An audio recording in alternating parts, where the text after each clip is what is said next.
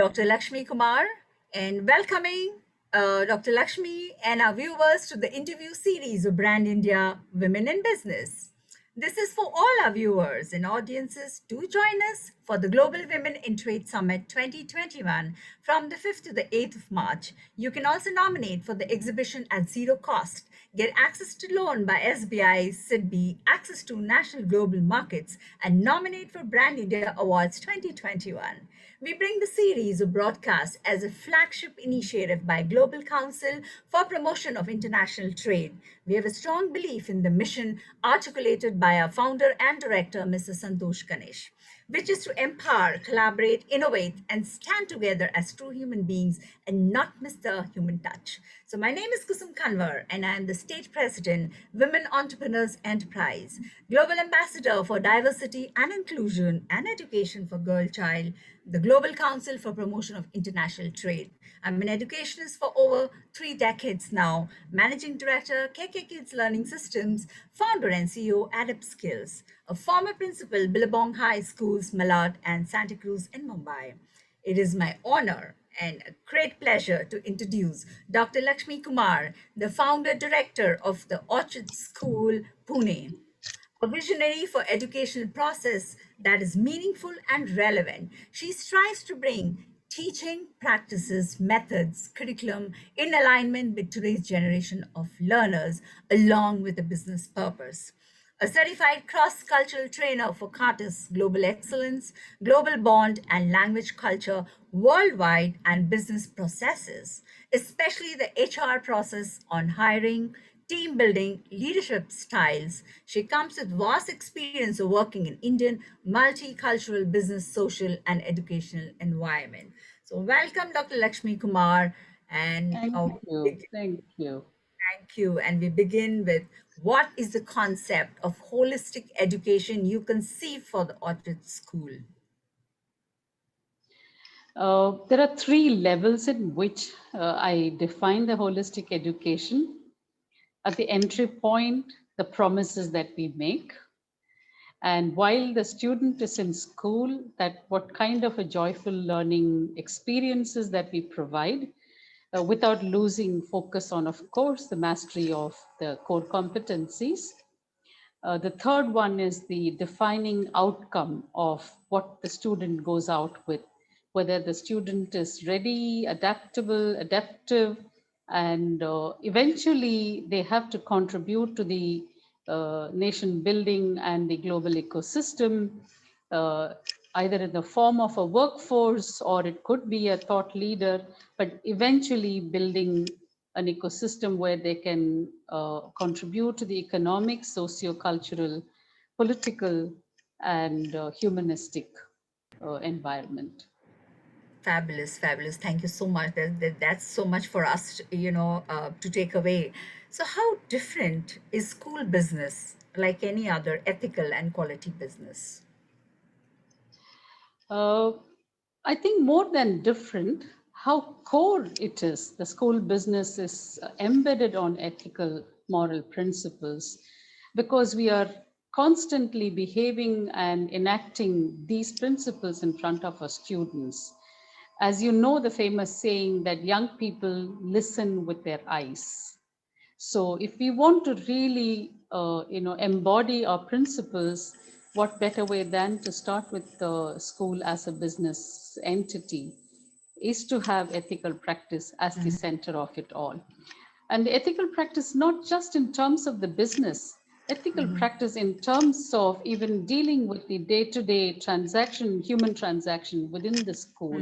There are 1 million incidents where your morals and ethics will be put to test. Yes. So I think it's about that when young people watch us, they hear what we say. Right. So, how do you compare that to, organizations or their business, other business organizations? Like I said, there isn't a very big difference. But other businesses probably have your internal employees watching you and your external customers not necessarily watching you on a minute to minute, day to day business. However, in school system, you are under the telescopic, microscopic view of that is she really saying what she means, and is she really meaning what she says? So to that extent, in the proximity of our primary stakeholder is so close and so watchful that you can say that we are under the microscope.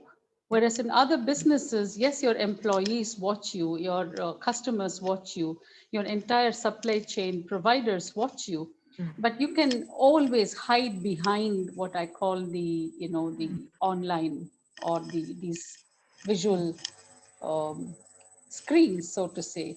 But there is no hiding place in a school system. Yeah. There is absolutely no way. And the kids, we often undermine them, but they understand when you make them feel, the way you make them feel, which is aligned to the ethical principles. Right. True, true, true. Absolutely. I mean, for children, yes. And also these are, even our boundary walls are made of glass. So, Totally, so totally. I so agree with you, Dr. Lakshmi. So you wear multiple hats. So what I'm coming to is sometimes I do have, many school brand owners sharing that people place them into boxes. Like a businesswoman is separate and an educationist is separate. And edupreneurs are not the same as entrepreneurs. So you have been able to merge the two. So how do you do that, for all of us to take back?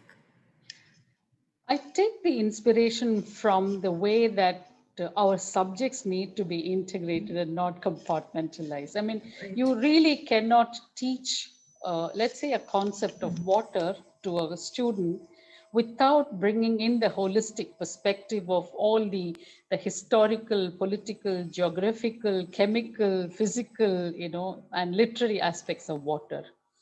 I think I take that inspiration and say that there cannot be compartmentalization of your role. You cannot be a CEO and heading a school and say that finance is not for me or HR is not my interest. I'm a pure academician, that, admin is not my cup of tea. I say, hello. Nowhere else, no other business gives you the luxury of such proclamation. I say that you wear the hat, you start behaving like a queen. Wow, that's profound. So can you briefly share the four P's, of your success? I always keep people at the center. Right. Not because schools are a human resource centric program, but we have seen it. And as an interculturalist, I have seen that technology can be universal. It's the people who make or mar the business. So people are at the center. Right. And and people are at the center of your ethical, your core vision mission statement, and the people there must experience your core vision and mission statement. It's about all the statements translating it to the experiences, Right. and you weave around the P with the other P's. You create policies that facilitate the people development, people empowerment, women equity, and women leadership, and also showcasing it to the younger generation that equity is the way forward, inclusion, diversity, and you create policies that facilitate and not become a bureaucratic red Right. tape policy, that it almost feels like you have to move so many walls. And the processes are something that can be developed in a way that it facilitates all our policies, and which are not people centric, which means it's also about saying that letting go and decentralization, distributive leadership model. Hence the processes have to be extremely flat and more people access possibility. Right. And since it's a school, our core program must evolve around the people, and people means all stakeholders. It is from the point of view of the owners, the business members who have invested, and the leaders, the teachers, the students, and parents, and the community around. Right, absolutely. The four P's: people, policy, processes, and program. Really, really, you hit the nail. You mentioned you work with future people who will build their own future. So, is financial management and getting them business ready important for them to step into the world? I think that's the transition we entrepreneurs and edupreneurs need to make when you work with the young generation that's going to build its own future, Right. is to make sure that everything that worked for me may not work for the young people, which means I need to learn to see the children's world through their views and not through my views. And one of the things this, for example, the young, what I call the entitled generation, believes in is that we don't need to invest, but we need to build on experiences, investing in experiences. However, we need to knock on their door and say, hello, you have bills to pay. you know Whether you are, even for experiences, you need to pay the bills, which means actually giving them a clear orientation of all the fine lines, whether it is about a health insurance, or it's about a home loan, or it's about a business loan. How do you decode that? So I Right. think it's important for us to kind of imagine what would be their need for future and embed them in our curriculum. Absolutely. And there are no shortcuts or no There are shortcuts. no yeah, True. so when we gave a full course on financial Right. literacy, first time, a lot of children actually went and sat on dining table and actually asked the parents, "Oh, by the way, what are our assets? Do we have equity? Do we Wow. have it in the, what are the mutual funds? What's Yes. the EMI outstanding?" They never had, and these are young adults. Yeah. And Indian families typically don't beta ye aapke liye zarurat nahi hai. Kind of we Right. try to protect. But Yes. young people don't want to be protected. Young Yes. people want to be enrolled in the whole ethos, which includes Yes. families. So I think it's about training the adults to have dialogues that are about the young people's future. Absolutely, absolutely. So interestingly, schools in Indian context, they are largely women-dominant organizations. So we all are with women-dominant organizations. So do we need to bring in a shift? So will this change the way and what children learn from both the genders, to pave the way for an equitable society? I think first and foremost, women need to behave as the business owners and not only as feminine, docile, submissive behavior. Our young people need to see women as equal to men. We are not here to take each other's place. But women don't have to still decide which basmati rice to buy, or which washing machine at the most to, or what kind of interiors. Women need to and capable of and demonstrate important decisions regarding bigger questions of life. So I think even as women leaders, we still like to behave as very nice people, and the minute you show a bit of an arrogance, oh, she behaves like a man, and then we feel it's as if it's a negative label. you know so I think we need to, as leaders, as women entrepreneurs, need to overcome this whole labeling. The Wow. second one is, which is very, very important, that our children need role models of diverse gender. That includes LGBTQ. Yes. But schools are all about extremely careful and a bit moralistic and a bit hesitant to bring. But the more we present the world as it is, and also the more we try give them sets of questions that question those narratives of gender, I think the more we are honest with our children. Yes. So the men need to know that they can actually take a decision on which washing machine, and Yeah. the women can make a decision on where to put our money, in which equity fund that we need to put. But Absolutely. it takes a huge journey of women overcoming their own hesitation, their own confidence issues. That is why I said the people include women teachers, women Right. leaders.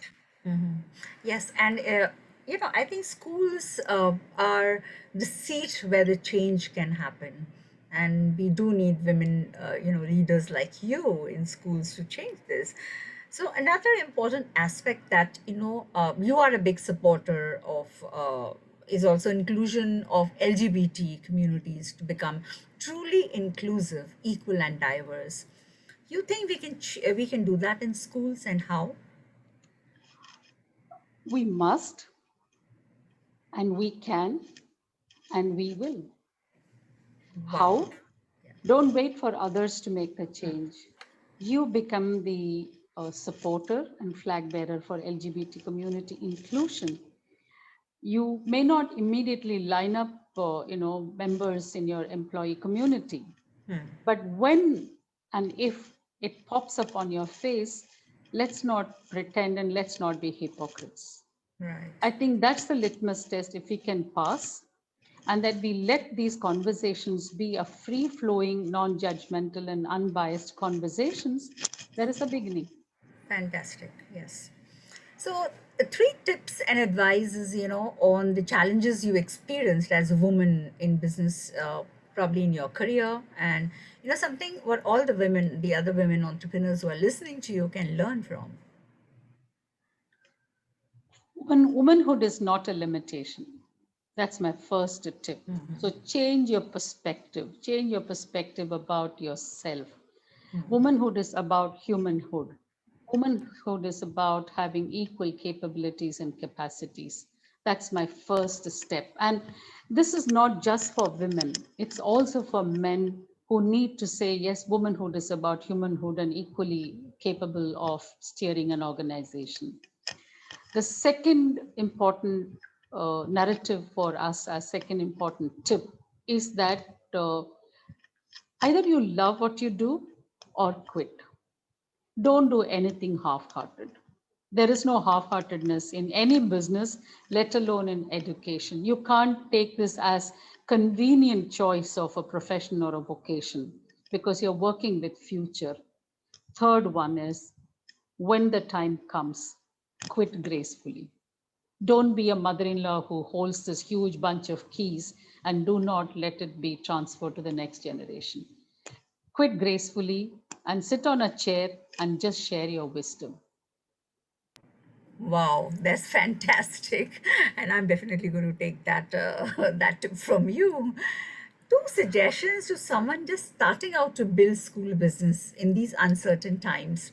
Will online education be the way forward?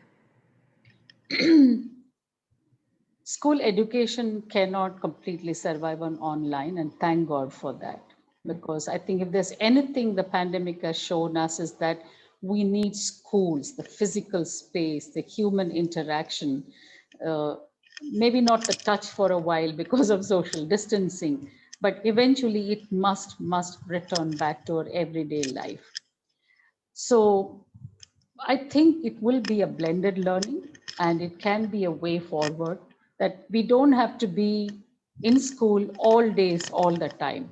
We can do a selection of a hybrid model of online and offline learning. Offline because everybody needs a social interaction. And if we don't do that, we would be busy running around to therapists for, bridging that deprivation. Yeah, so I would say that schools are a place for people to meet people, to be with people, and to interact with people. Yeah, thank you, and thank God for that. So, any tips on how to get funded for small and medium school projects?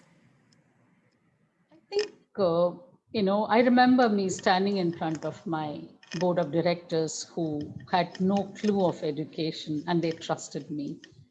So the first thing is that you need to have clarity of purpose. That's very, very important. That what's your philosophy of education, what's the direction, and how are you going to build a core team? Because remember that no building stands on one pillar. You've got to have a very strong, committed, loyal, at least fundamentally very basic leadership standing on which the school is built. The second one, often we kind of confuse it that because we are in education, we think we don't need money, or everything is about charity. Everything is about welfare. That's a very wonderful idea. If we were part of the real welfare state where state took care of the education. But if you're playing with the private funders and private financiers, they need ROI. So all great dreams need money, period. So if you don't know money, please acquire that knowledge. Go and get yourself financially literate, learn to make business plans, and you don't have to feel it's a dirty word, because without bills, without payments, there is nobody who is going to serve you. So I think these are two crucial tips that I would like to give my young entrepreneurs. Yeah, thank you so much. Yes, all great dreams, require money to Yeah, yeah, thrive and yeah, flourish. I've seen that. Yeah. If not your own money, somebody's money Yes, required. It could be a yes, government money. It could be, yes. private players. It could be venture capitalists. But when they put the money, you need to show sustainability, because Right. without that, nothing is sustainable. So you need to figure out, and nobody ever will permanently fund you, whether it is NGOs, international funding organizations, governments. It can give you a core seed funding. So this means you need to figure out after the fund is gone, how am I going to mobilize my own survival? And that's important. Great ideas need to be passed on to generation to generation. And I think this is where sometimes we educationists feel a bit caught between this welfare idea about gurukula system and about noble profession. Hello, our teachers need to pay their bills. True. We can still be noble about it, we can still be ethical about it, we can still be extremely moral about it, and completely dedicated professionals. But my professionalism needs to be honored in terms of financial returns. Hence, every stakeholder's financial interest needs to be taken care of if you really want to build a sustainable model. Fantastic. Thank you. I'm so glad I asked you this question, because there are lots of educators, educationists, and, people running schools. They think money is a dirty word. But I'm so glad Dr. Lakshmi Kumar is saying this.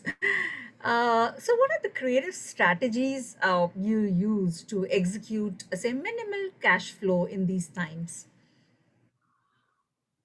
Um, I think you count your income and you moderate your expenditure.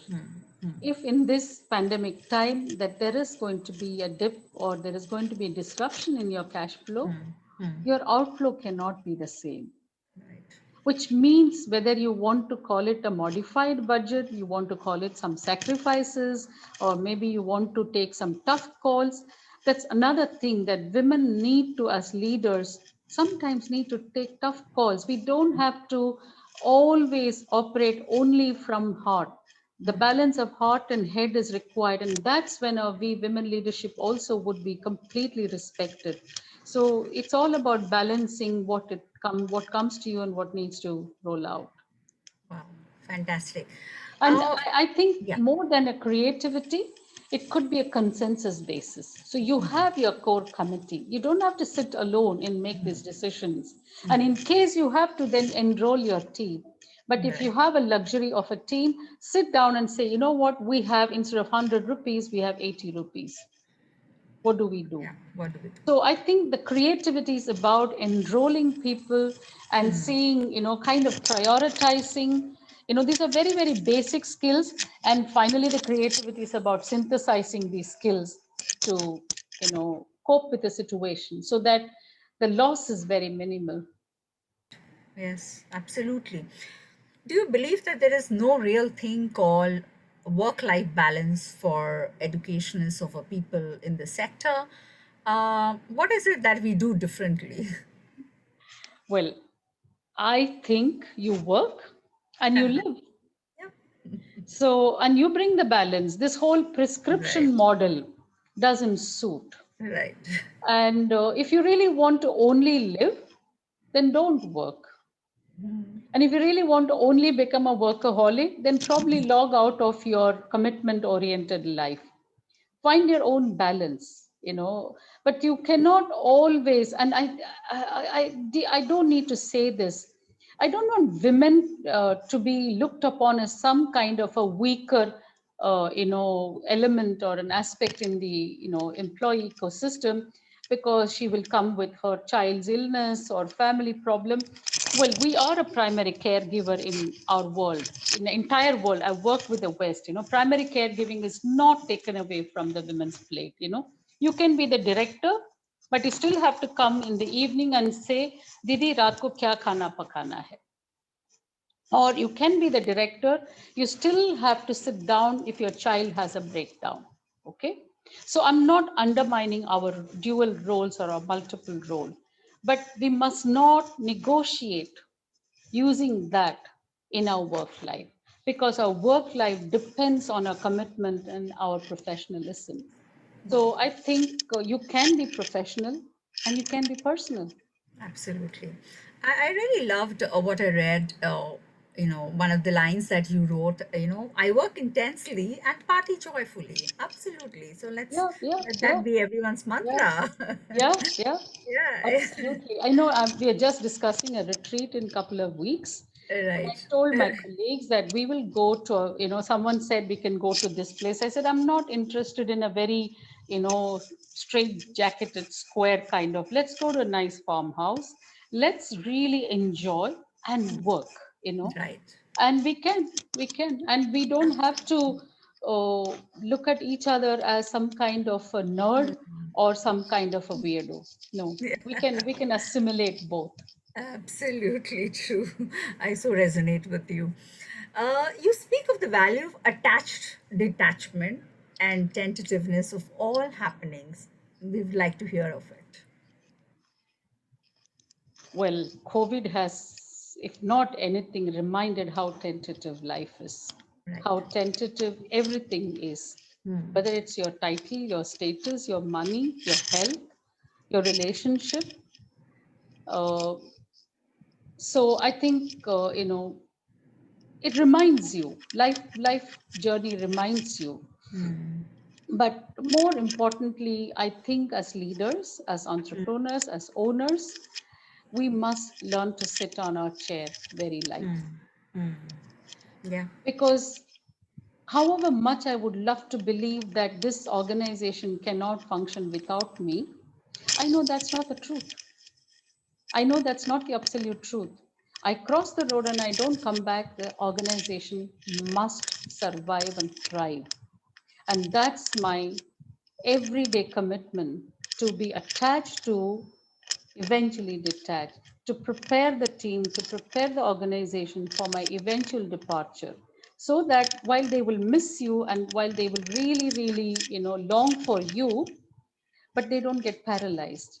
And that's the kind of leadership that I want to turn back to and say that, well, they miss me, but they can do it well, better than me. Yes. So this is about, helping and lifting women also in education and giving them also, teaching them about succession planning and, along with all the other business tips that you already shared. Dr. Lakshmi, how will an association or, an association that you have with us, with Brand India now, Women in Trade, so Global Council for Promotion of International Trade, help you? I think, first of all, I mentioned it to you that when I was filling up the form, it felt like you gave a reflective tool to start with, because you don't, when you're in it, you're only doing, you don't stop and pause and reflect. And when you bring these kind of interviews and stories of successful women and sharing it on a global platform, I think you are creating an open source access mantra, which is easily available for those who can afford and those who cannot afford. So you are kind of level playing this whole access to success mantras. And I think the third most important thing is when you showcase these struggles and triumphs, I think it kind of gives everybody a confidence that, well, she could do it and so can I. Or, well, she did exactly what I'm going through. I know there's a lot of empathic internalization of someone else's journey and owning that journey for their own entrepreneurship. And I think above all, showcasing women leadership is, I think, a maturity of a civilization. And I think you guys embody that. Wow, fabulous. Thank you so much. Uh, it's like you've touched a chord for all of us because we are thousands and thousands of women in this, and thank you so much. Now let's have some rapid fire fun, just to to Okay. have that balance, right? Okay. Okay, Okay. just one word: invisibility or super strength. What do you choose? Super strength. Wow. How long does it take for you, or how long did it take for you to be Zoom ready today? 15 minutes, 30 minutes, or an hour? 15 minutes. Wow, fantastic. You know, What's your that's one thing, that this whole thing of women take 1 hour to get ready. That's such a old myth.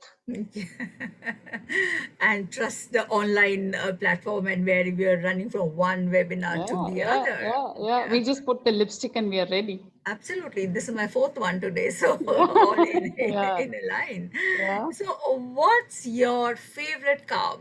Is it bread, pasta, rice, or potatoes? Rice. Rice, Hmm. same here. What's for dinner tonight? Unfortunately, it is soup. Oh, but that's a Yeah, fortunate part, yeah, yeah. yeah, yeah, yeah. But I had enough of that. I had a lovely lunch. So I All right. think it's also about embracing the life journey of And what is yes, required to be given to yes, our body. and the balance. Yeah, yeah, yeah. Name any two of the seven dwarfs. Oops, no Yeah. idea. It's So now, long yes, ago. good. Long ago. I'm sorry. Yeah, yes. Yeah. Good, good, good. So just go and brush it up. I will. I will. I was just reading out a story for my daughter who is Yeah. 28-year old. So if you Oh, want, I wow. can I can read out something from that. 40 Rules of Love. That's the book I'm Okay. reading. Yeah. All right. So Yeah. we will come back to you at some point on that Yeah. Yeah. because we have another meeting, another interview schedule.